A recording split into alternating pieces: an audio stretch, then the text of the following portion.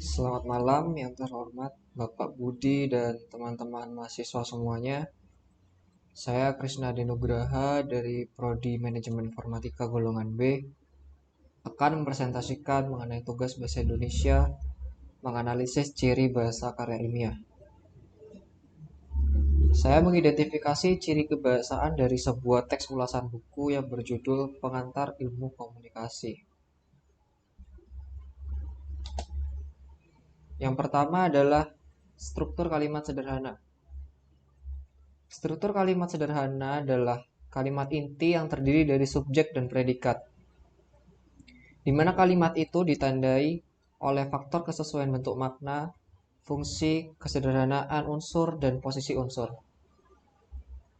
Berikut adalah contoh datanya yang terdapat pada paragraf kedua. Media komunikasi memberi kontribusi signifikan terhadap perubahan dunia. Yang kedua adalah teks akademik padat informasi. Yang dimaksud padat pada teks akademik adalah padat akan informasi. Contoh datanya terdapat pada paragraf kedua. Sifat manusia untuk menyampaikan keinginan dan mengetahui hasrat orang lain merupakan awal keterampilan manusia berkomunikasi secara otomatis melalui lambang isyarat, kemudian disusul kemampuan untuk memberi arti setiap lambang-lambang itu dalam bahasa verbal. Yang ketiga adalah padat kata struktural. Kata struktural pada teks akademik adalah konjungsi, kata sandang, preposisi, dan sebagainya. Contoh datanya terdapat pada paragraf ke-1. Tiga fungsi ini yang menjadi patokan dasar bagi setiap individu dalam berhubungan dengan sesama anggota masyarakat. Yang keempat yaitu memanfaatkan nominalisasi. Nominalisasi pada teks akademik ditujukan untuk mengungkapkan pengetahuan yang lebih ringkas dan memadatkan informasi. Contoh data terdapat pada paragraf kedua. Sehingga saat ini keberhasilan dan kegagalan seseorang dalam mencapai sesuatu yang diinginkan, termasuk karir, banyak ditentukan oleh kemampuan berkomunikasi. Yang kelima yaitu menggunakan istilah teknis. Istilah teknis merupakan penamaan kepada sesuatu dengan menggunakan nomina. Istilah teknis yang sama mungkin mengandung makna yang berbeda apabila istilah tersebut digunakan di bidang ilmu yang berbeda. Contoh datanya terdapat pada paragraf ke-1. Sehingga saat ini keberhasilan dan kegagalan seseorang dalam mencapai sesuatu yang diinginkan termasuk karir banyak ditentukan oleh kemampuan berkomunikasi. Yang keenam yaitu bersifat taksonomis dan abstrak. Pada dasarnya taksonomi adalah pemetaan pokok persoalan melalui klasifikasi terhadap sesuatu. Sedangkan teks akademik dikatakan abstrak karena pokok persoalan yang dibicarakan di dalamnya seringkali merupakan hasil dari pemformulasian nyata menjadi teori. Contoh data terdapat pada paragraf ke-1. Menurut Harold de Laswell, seorang peletak dasar ilmu komunikasi menyebutkan ada 3 fungsi dasar mengapa manusia perlu berkomunikasi, yaitu hasrat manusia untuk mengontrol lingkungannya, upaya manusia untuk dapat beradaptasi dengan lingkungannya, dan upaya manusia untuk melakukan transformasi warisan sosialisasinya. Yang ketujuh, menggunakan pengacuan esfora. Pengacuan esfora dimanfaatkan pada teks akademik untuk menunjukkan prinsip generalitas, bahwa benda yang disebut di dalam kelompok nominan tersebut bukan benda yang mengacu kepada penyebutan sebelumnya. Contoh data terdapat pada paragraf keempat. Ilmu komunikasi dalam proses pertumbuhannya merupakan studi retorika dan jurnalistik yang banyak berkaitan dengan pembentukan pendapat umum. Yang ke-8, memanfaatkan proses relasional identifikatif dan proses relasional atributif. Proses relasional identifikatif merupakan alat yang baik untuk membuat definisi atau identifikasi terhadap sesuatu.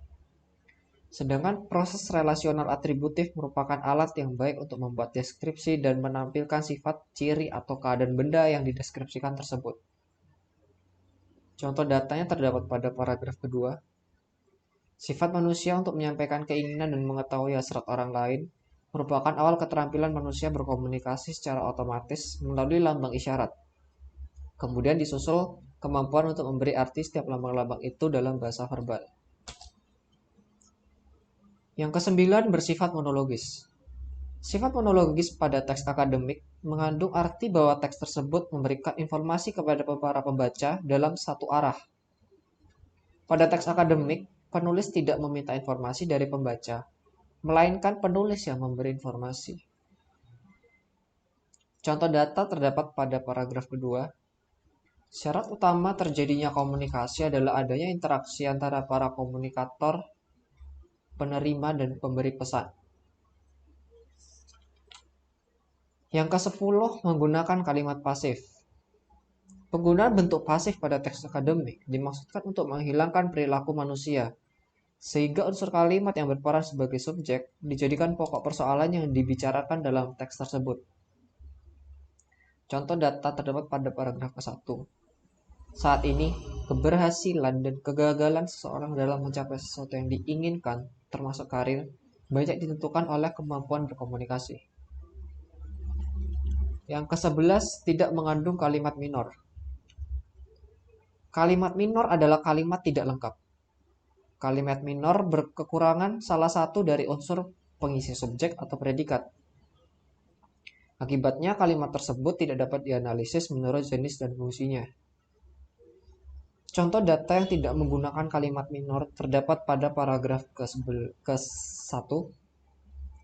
Ketiga fungsi ini yang menjadi patokan dasar bagi setiap individu dalam berhubungan dengan sesama anggota masyarakat. Dan yang terakhir, menggunakan kalimat gramatikal. Kalimat gramatikal adalah kalimat yang makna katanya berubah-ubah karena mengalami proses pengimbuhan, pengulangan, atau pemajemukan. Contoh datanya terdapat pada paragraf ke-1. Ketiga fungsi ini yang menjadi patokan dasar bagi setiap individu dalam berhubungan dengan sesama anggota masyarakat. Selanjutnya adalah pengidentifikasian kesalahan bahasa pada teks ulasan buku pengantar ilmu komunikasi. Kesalahan yang terletak pada diksi. Kesalahan terdapat pada paragraf ke-1. Manusia secara fitrahnya sebagai makhluk sosial senantiasa ingin berhubungan dengan manusia lain. Ingin mengetahui lingkungan sekitar, bahkan ingin mengetahui apa yang terjadi dalam dirinya. Kesalahan terletak pada kata terjadi. Bentuk revisinya, manusia secara fitrahnya sebagai makhluk sosial senantiasa ingin berhubungan dengan manusia lainnya. Ingin mengetahui lingkungan sekitar, bahkan ingin mengetahui apa yang ada dalam dirinya. Pembenarannya adalah mengganti kata terjadi dengan kata ada.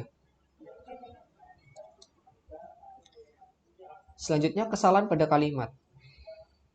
Kesalahan kalimat terletak pada paragraf kedua. Sifat manusia untuk menyampaikan keinginan dan mengetahui hasrat orang lain merupakan awal keterampilan manusia berkomunikasi secara otomatis melalui lambang isyarat. Kemudian disusul kemampuan untuk memberi arti setiap lambang-lambang itu dalam bahasa verbal. Kesalahan terletak pada kata setiap lambang-lambang itu. Bentuk revisinya adalah sifat manusia untuk menyampaikan keinginan dan mengetahui hasrat orang lain merupakan awal keterampilan manusia berkomunikasi secara otomatis melalui lambang isyarat, kemudian disusul kemampuan untuk memberi arti setiap lambang dalam bahasa verbal. Pembenarannya adalah mengganti kalimat setiap lambang-lambang itu menjadi kata setiap lambang. Selanjutnya, kesalahan pada ejaan dan tanda baca. Kesalahan terletak pada paragraf keempat. Namun seiring kemajuan dan perkembangan zaman, ilmu komunikasi yang pada awalnya hanya diberi di lembaga-lembaga pendidikan ilmu sosial politik, saat ini tumbuh hampir di seluruh disiplin ilmu. Atau dengan kata lain, komunikasi sebagai ilmu yang multidisipliner. Kesalahan terletak pada kata multidisipliner. Yang benar harusnya menggunakan kata multidisipliner. Berikut untuk revisinya. Namun seiring kemajuan dan perkembangan zaman, ilmu komunikasi yang pada awalnya hanya dipelajari di lembaga-lembaga pendidikan ilmu sosial politik, saat ini tumbuh hampir di seluruh disiplin ilmu. Atau dengan kata lain, komunikasi sebagai ilmu yang multidisipliner. Baik, terima kasih atas perhatiannya. Kurang lebihnya saya mohon maaf. Demikian akhir dari presentasi saya. Semoga bermanfaat bagi kita semua. Terima kasih.